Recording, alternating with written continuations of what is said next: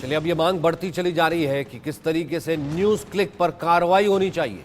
News click पर कार्रवाई की मांग बढ़ती चली जा रही है। एक पत्र लिखा गया है राष्ट्रपति और सीजीआई को।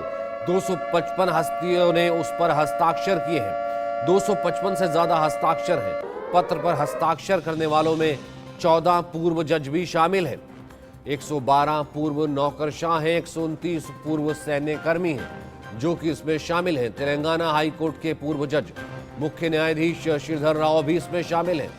पूर्व गृह सचिव एलसी गोयल, पूर्व रॉ प्रमुख संजीव त्रिपाठी भी शामिल हैं। एनआईए के पूर्व निदेशक योगेश चंद्र मोदी समेत कई बड़े नाम इसमें शामिल हैं। न्यूज क्लिक के खिलाफ शिकायत में गंभीर आरोप लगाए गए हैं। पोर्टल में चीन की तरफ से दुष्प्रचार के लिए धन प्राप्त किया गया था। अमेरिकी अरबपति नेवल रॉय सिंघम से धन प्राप्त करने का आरोप है।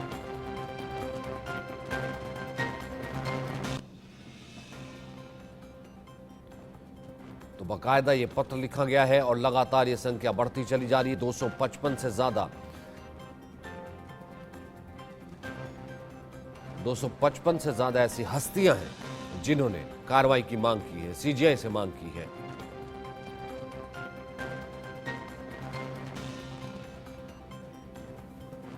तो इन जानी मानी हस्तियों ने न्यूज क्लिक के खिलाफ कार्रवाई की मांग को लेकर राष्ट्रपति और सीजीआई को चिट्ठी लिखी है। इन हस्तियों ने कहा है कि पब्लिक डोमेन में जो ईमेल एक्सचेंज की जानकारी आई है वो बिना किसी संदेह के साबित करती है कि ये शामिल लोग लीडर नहीं बल्कि डीलर्स हैं। वे कॉलमिस्ट नहीं है, फिफ्थ कॉलमिस्ट है। चिट्ठी में लिखा गया है कि एंटी नेशनल, एंटी डेमोक्रेटिक और एंटी फ्री प्रेस एजेंडा का यह मनगढ़ंत नैरेटिव खत्म किया जाना चाहिए। रिटायर्ड जज, पूर्व आईपीएस, राजनयिक इसमें शामिल हैं। दस्तखत करने वालों में हाईकोर्ट के तमाम रिटायर्ड जज, कई पूर्व आईपीएस और आईएएस अफसर, पूर्व राजनयिक, कई राज्यों के पूर्व डीजीपी और रिटायर्ड सैन्य कर्मियों समेत बुद्धिजीवी शामिल हैं। इस पर ज्यादा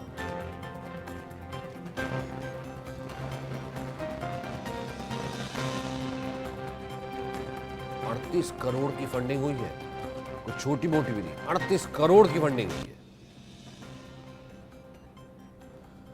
आइए अब आपको सुनवाते हैं जब संसद में बीजेपी सांसद निष्कांत दुबे ने न्यूज क्लिक का मुद्दा उठाया था। न्यूयॉर्क टाइम्स में एक बड़ा अच्छा न्यूज छपा है सर कि 38 करोड़ रुपया जो है न्यूज क्लिक जैसी संस्था को मिला है। और न्यूज क्लिक संस्था को जो न्यूयॉर्क टाइम्स ने लिखा है वो लिखा यह है कि भारत में ईडी ने जो रेड किया है, आइस के बारे में ये लगातार बोलते हैं सर, ईडी की रेड में जो खुलासा हुआ है उसका पूरा खुलासा किया है।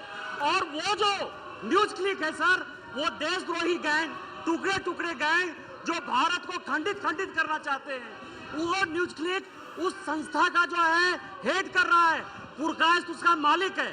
उसके सारे पैसे में कहां से मिले, कैसे नक्सलाइट को दिए गए, कैसे माओवादियों को दिए गए, कैसे शर्मा को, रोहिणी सिंह को या मान लीजिए स्वाति चतुर्वेदी जैसे लोगों को केवल भारत के खिलाफ एक माहौल बनाने के लिए चाइनीज पैसा दे रहे हैं, उसके बारे में सर।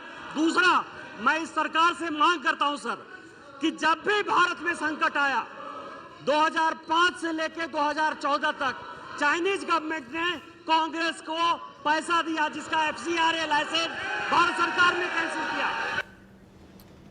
वहीं केंद्रीय मंत्री अनुराग ठाकुर ने भी न्यूज क्लिक पर करारा हमला बोला। सुनिए।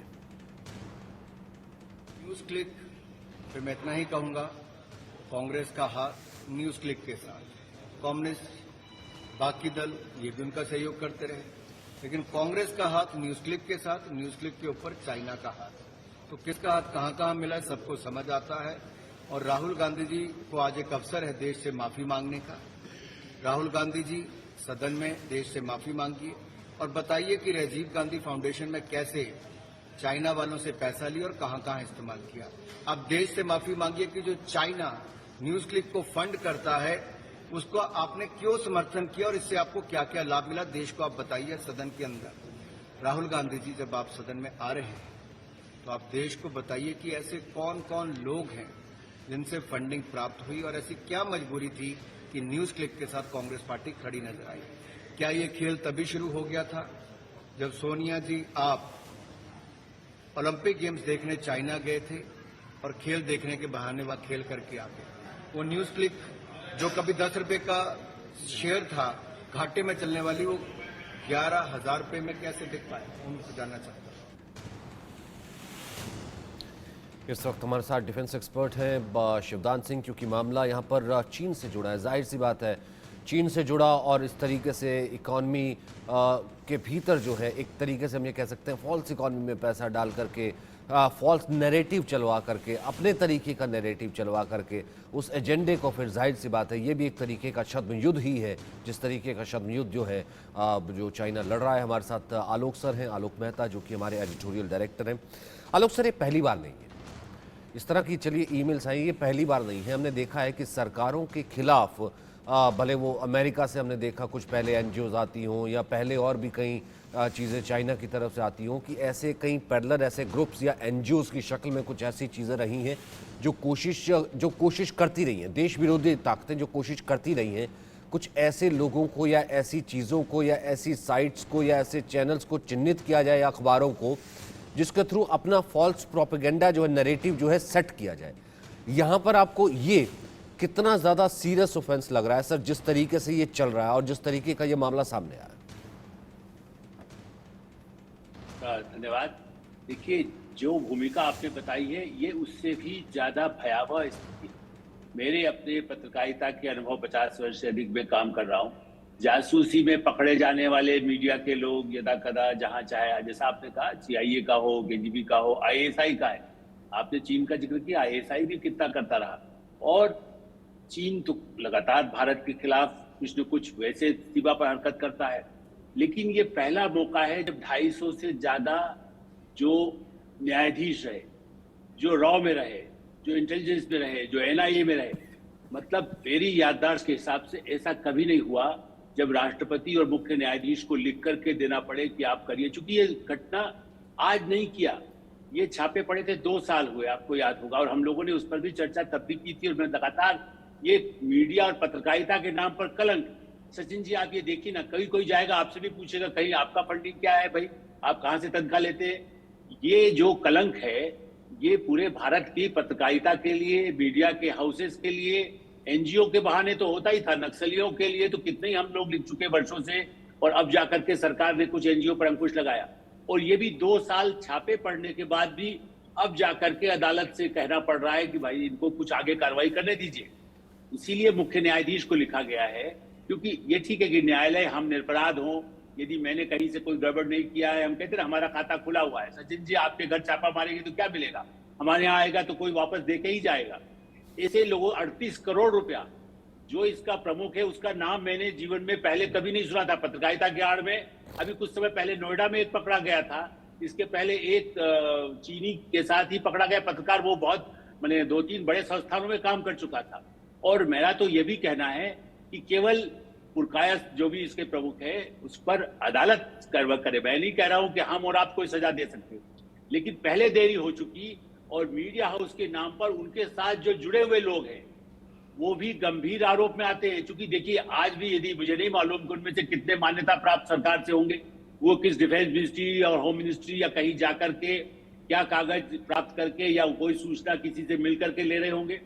तो इस पूरे संस्थान पर मैं तो ये कहूंगा, जबकि मुझे शायद पत्रकारिता के हमारे जो और साथी हैं वो नाराज होते हैं कई बार, जब भी मैंने एडिटर्स गिल्ड में या कहीं भी कहा है कि जो अपराधी है, मेरी गाड़ी से एक्सीडेंट में यदि कोई मारा जाएगा तो आप कहेंगे कि पत्रकार है, इनको माफ कर दीजिए।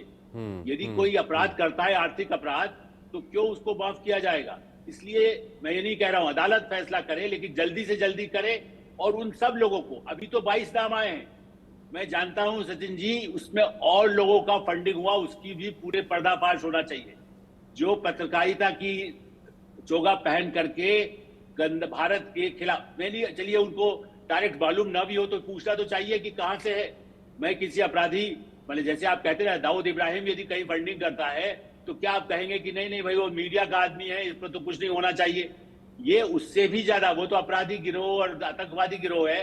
ये चीन की फंडिंग के प्रमाण, दस्तावेज सरकार नहीं एजेंसियों के पास है, जिसके आधार पर कोर्ट खुली ईमेल्स है सर, खुली ईमेल्स है, लेकिन मेरा ऐसा एक्सचेंज मानना है है कि ये देश का सबसे गंभीर भारत के खिलाफ राजद्रोह, कल तो हमारे गृह मंत्री ने इस पर कानून कह दिया कि राजद्रोह का कानून अब खत्म कर दिया जाएगा, लेकिन और भी कड़े सजा के प्रावधान है।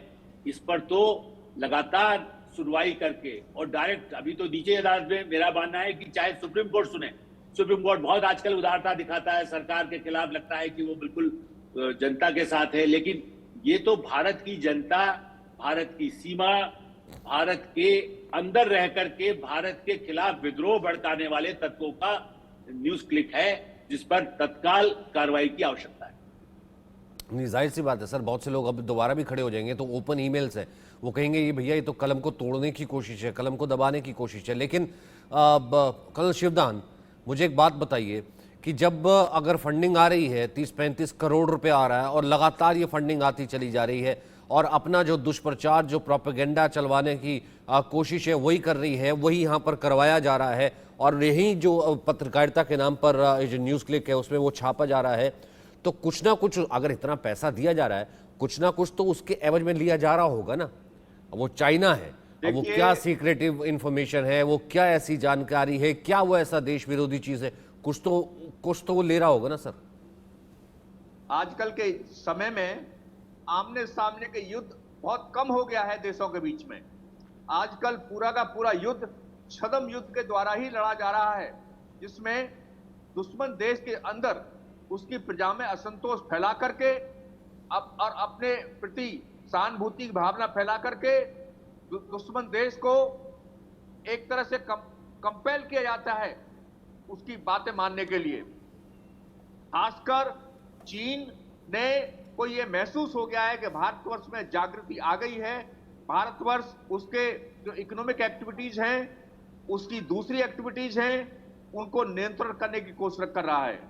इसके लिए चीन ने ये छद्म युद्ध के द्वारा भारत में अपने लिए सहानुभूति पैदा करने के लिए इस प्रकार की हरकतें चीन कर रहा है, जो एक बहुत ही गंभीर है, और इसके द्वारा बहुत से देश जो हैं इस विश्व में बर्बाद हो चुके हैं।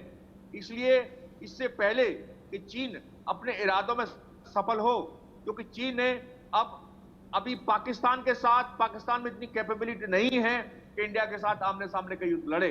अभी हमारा मुख्य दुश्मन केवल चीन है, और चीन जब से हमने उसको डोकलाम और हमने इधर जवाब दिया है लद्दाख में, और उसके बाद हमने अरुणाचल प्रदेश में पूरा जवाब दिया है, चीन को भी महसूस हो गया है कि भारत 62 का भारत नहीं है, ये भारत 2023 का भारत है, पूरी तरह से सक्षम है।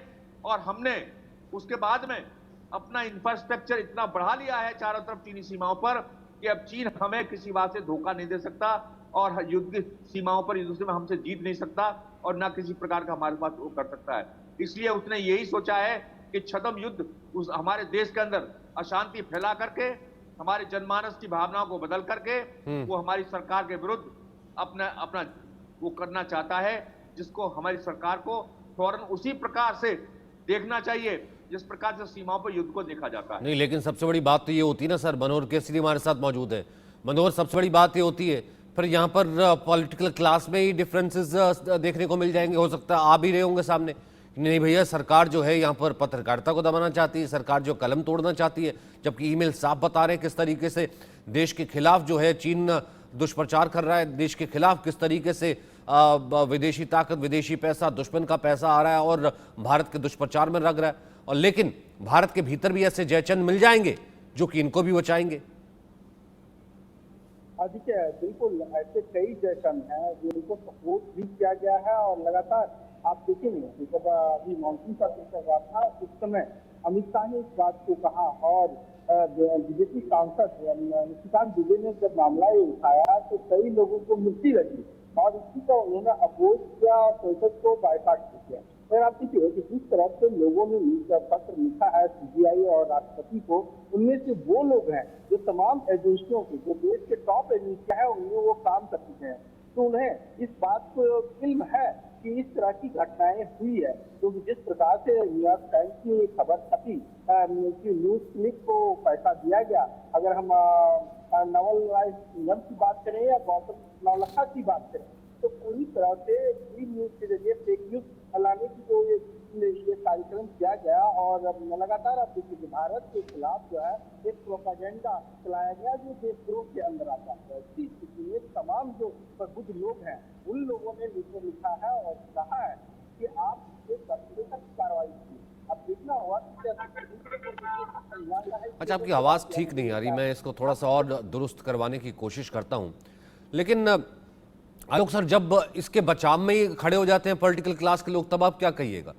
क्योंकि इससे पहले हमने देखा था कि राहुल गांधी की तस्वीर जो है उस वक्त जब डोकलाम का वक्त हुआ था, तब किसी वो चाइनीज एम्बेसडर के साथ कैसे सामने आई थी। आप कैसे जो है अपनी पॉलिटिकल क्लास या फिर अपनी जो सरकार होती है उससे आइडियोलॉजिकल डिफरेंसेस हो सकते हैं, लेकिन उसके बावजूद आप जा कर के अमेरिका में कह देते हैं कि हमारे देश में लोकतंत्र मर गया भैया, वो तो खतरे में है, या अमेरिका में कह देते हैं हमें आकर के बचा लीजिए, फिर तो आएंगे ना इसी तरीके से बचाने के लिए। देखिए, ये राजनीति लोग जो हैं, जो यदि उसको गहराई में नहीं जाते, राहुल गांधी यदि देखते कि पहले उनके दादी इंदिरा गांधी के समय में भी सीआईए को लेकर के कैसे मीडिया में घुसपैठ को लेकर के बातें कही जाती और पकड़े गए, कुछ लोगों को देश से बाहर निकाला गया। इसलिए राहुल गांधी अपरिपक्व हो सकते हैं, इसलिए उनको अन्यथा नहीं लेना चाहिए, चूंकि वो कई चीजों में गड़बड़ करे। या राजीव गांधी फाउंडेशन का नाम भी आया, उनको पैसा कैसे लिया गया ये आरोप संसद में लगा है, उसका कोई खंडन आज तक नहीं हुआ, क्योंकि वो पैसा लिया गया लेकिन वो कहाँ उपयोग हुआ। लेकिन इससे बड़ी बात ये है सचिन जी, मेरा तो ये कहना है कि केवल इसीलिए इसके पूरे मामले की जांच की जरूरत है। न्यूज क्लिक अकेली नहीं है, मैं यहाँ नाम नहीं लेना चाहता, लेकिन एक दो और ऐसे वेब पोर्टल भी हैं और इससे ज्यादा भी हो गए जिनकी जानकारी हमको नहीं है, या जो आजकल यूट्यूबर हो गए हैं। एग्जैक्टली उनको फंडिंग कैसे हो रही है, उनको फंडिंग कैसे हो रही है, और वो चाहे किसान आंदोलन हो या नक्सल इलाके में जाकर के वहां देखो मणिपुर की घटना, सबसे ज्यादा दुर्भाग्य। देखिए, ये प्रचार में क्या मणिपुर की घटनाओं पर नहीं ज्यादा फैलाया गया? संसद के सत्र से एक दिन पहले इसी तरह के सारे जो यूट्यूबर या वेब है, उन्होंने सोशल मीडिया के जरिए आप मणिपुर की घटना मई में यदि हुई है और जुलाई में अचानक उसको फैलाया जाए देश भर में, तो इसके लिए उन सारे और लोग जिनके मैं जानता हूं, एक और वेब पोर्टल चलता है जो बड़ा प्रमुख है, उनके परिवार के एक सदस्य बाकायदा नक्सली, वो आरोप था अटल बिहारी वाजपेयी की सरकार के समय में सामने आया था, वो किसी तरह माफी मांग के, नहीं तो ये था कि हत्या के एक प्रकरण में। ठीक है सर, अब जो नाम लेंगे तो बहुत से नाम सामने आते हैं, बात बहुत दूर तक चली जाएगी। सही बात है सर, लेफ्ट के कितने मुखपत्र, तमाम ऐसी चीजें कई आती थी जो है कहीं ना कहीं टिल्ट के नाम पर जो है वो उस तरीके का होता था कि देश विरोधी ताकतों के साथ ही हाथ मिलाने का काम किया जाता था। फिलहाल कहीं ना कहीं देशद्रोह से कम तो कहीं ना कहीं है नहीं। बहुत बहुत शुक्रिया सर हमारे साथ जुड़ने के लिए आप सभी का।